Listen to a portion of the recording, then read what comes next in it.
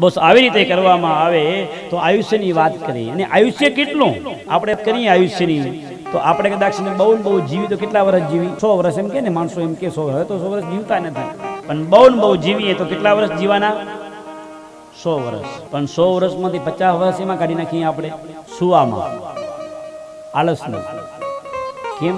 તો કે દિવસે દિવસે જાગી, રાત્રે રાત્રે સૂઈ જાય. ઘણા એવા હોય તો દિવસે પણ 2 કલાક 3 કલાક સૂઈ જાય, એટલે હોમાંથી કેટલા વર્ષ નીકળી ગયા? 50 વર્ષ નીકળી ગયા. એમને એમ વધ્યા કેટલા? 50. એમાં બાળપણમાં હોય, નનકા હોય, 10 વર્ષ એમાં નીકળી જાય એટલે 60 ગયા, 40 વધ્યા. દરે 10 વર્ષ ભણવામાં નીકળી જાય એટલે 70 ગયા, 30 વધ્યા. પછી 20 વર્ષે લગ્ન થાય એટલે થોડુંક માયા મોહ મમતા છોકરા પૈસા કમાવામાં 20 વર્ષ એમાં નીકળી જાય. કેટલા થઈ ગયા? 90.